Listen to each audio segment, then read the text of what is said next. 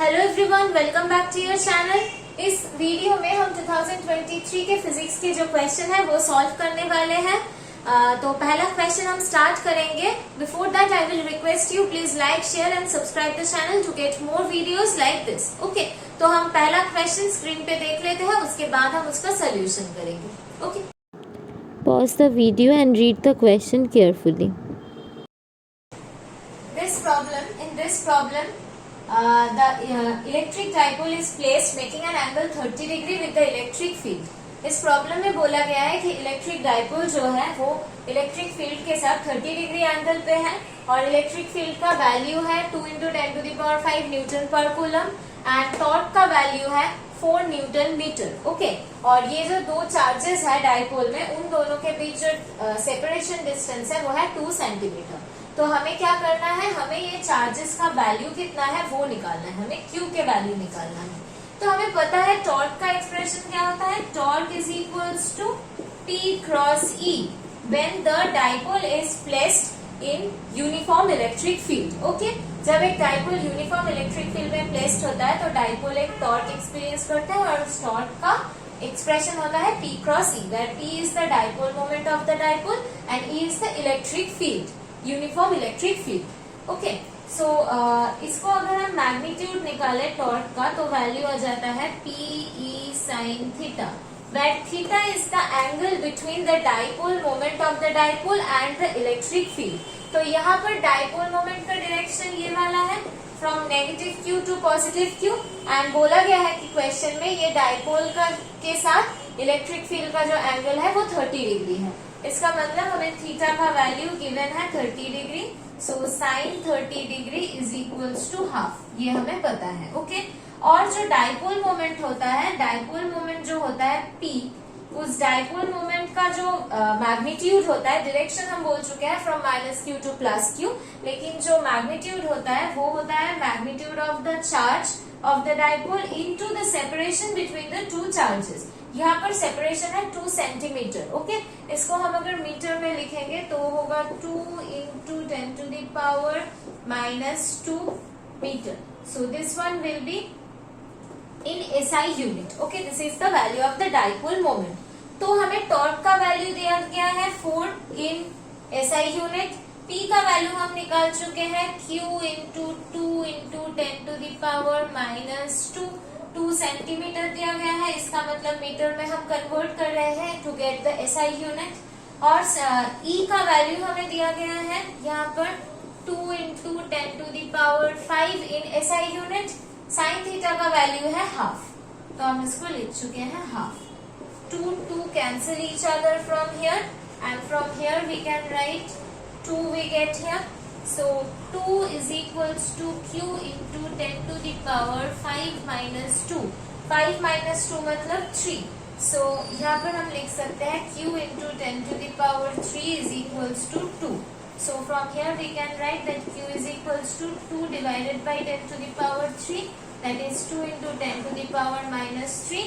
SI unit में निकाल रहे हैं तो Q का जो यूनिट होगा वो होगा कूलम, 10⁻³ कूलम मतलब मिली कूलम। सो इसको हम लिख सकते हैं 2 मिली coulomb. So this will be the answer of our question that एक डाइपोल है जो इलेक्ट्रिक फील्ड के साथ 30 डिग्री एंगल पे है, एक्सटर्नल यूनिफॉर्म इलेक्ट्रिक फील्ड के साथ 30 डिग्री एंगल पे है, उसका टॉर्क और इलेक्ट्रिक फील्ड दिया गया है, सेपरेशन भी हमें पता है, हमें Q का वैल्यू निकालना था। Using this formula and using this formula we have calculated the value of the Q, that is 2 milli coulomb. I hope आपको समझ में आ गया होगा। चलते हैं नेक्स्ट प्रॉब्लम पे।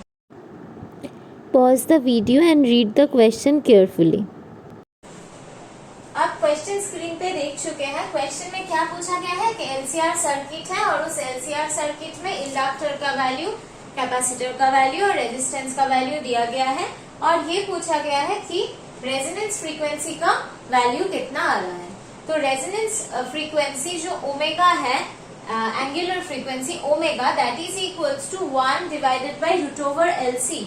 दिस इज द फॉर्मूला, आपको ये याद रखना है। इसका आंसर आपको मिलेगा रैड पर सेकेंड। ओके, और अगर 2πf is equals to omega, ये है सेकेंड फॉर्मूला, ये एफ है फ्रीक्वेंसी। तो अगर इसको अप्लाई करके आप एफ निकालते हैं, दैट इज ओमेगा बाई 2 पाई करके अगर आप एफ निकालते हैं तो जो आंसर आपको मिलेगा वो मिलेगा हर्ट्ज। ओके, आपने देखा होगा कि जो क्वेश्चन है उसमें जो ऑप्शंस है उसमें रैट पर सेकंड में 2 ऑप्शंस है और हर्ट्ज में 2 ऑप्शंस है। तो हमें पहले निकाल के देखना है कि किसके साथ आंसर मैच कर रहा है, उसके हिसाब से हम देखेंगे कि हमें ओमेगा निकालना है कि एफ निकालना है। ओके, इस एल सी वैल्यू को इस फॉर्मूले में अप्लाई करने से पहले हम इसको कन्वर्ट करेंगे। हमें पता है कि 1 milli henry is equals to 10 to the power -3 henry. Okay, और 1 microfarad is equals to 10 to the power -6 farad. ये 2 कन्वर्शंस हमें पता होना चाहिए, तो हम यहाँ से लिख पाएंगे 10 into 10 to the power -3 henry. Okay, that is equals to 10 to the power -2 henry. Okay, and 1 microfarad is equals to 10 to the power -6 farad. Okay, so इस एल और सी के जो वैल्यू हम निकाल चुके हैं हेनरी और फैरड में, उसको हम इस इक्वेशन में पुट करेंगे। Omega is equals to 1 divided by root over L का वैल्यू है 10 to the power -2 और सी का वैल्यू है 10 to the power -6। तो यहाँ से हमें मिलेगा root over 10 to the power -8। This is the value of omega जो हमें मिल रहा है। रूट दिया हुआ है, इसका मतलब हम लिख सकते हैं, sorry this will be 1 divided by 10 to the power -8 divided by 2। Root का मतलब है to the power half, right. So इससे हम लिख सकते हैं 10 to the power -4, so this will be 10 to the power 4। So यहाँ से हमें मिल रहा है ओमेगा का omega is equals to 10 to the power 4 rad per second. Okay, तो अभी हमें इसको एफ में कन्वर्ट करना है, हर्ट्ज में लेके जाना है। तो F is equals to omega by 2 pi, this is 10 to the power 4 by 2 pi. This will be the value 10 to the power 4 मतलब 1 2 3 4 डिवाइडेड बाई 2 इंटू पाई, पाई का वैल्यू होता है 3.41, right. Sorry, the value will be 3.14, not 41, right? So we have to calculate this to get the value of frequency in the unit of hertz. Okay.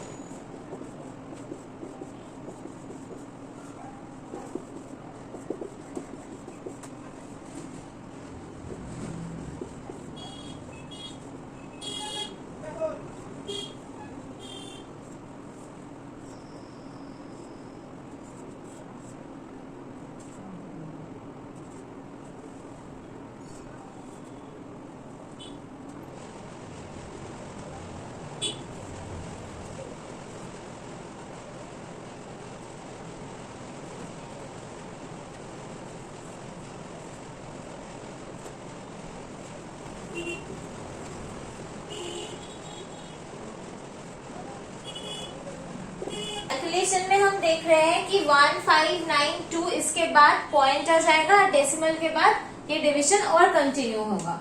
तो हमें F जो मिल रहा है approximately वो है 1592 हर्ट्ज, राइट। इसको अगर हमें किलो हर्ट्ज में एक्सप्रेस करना है तो हम लिखेंगे 1592 into 10 to the power -3 kilo hertz, that is equals to 1.592 kilo hertz. So this will be our correct answer. I hope आपको समझ में आ गया है। ये डिविजन सब मैंने करके दिखाया ताकि आपको कैलकुलेशन प्रैक्टिस में रहे और आप खुद से कैलकुलेट कर पाए विदाउट यूजिंग कैलकुलेटर। ओके।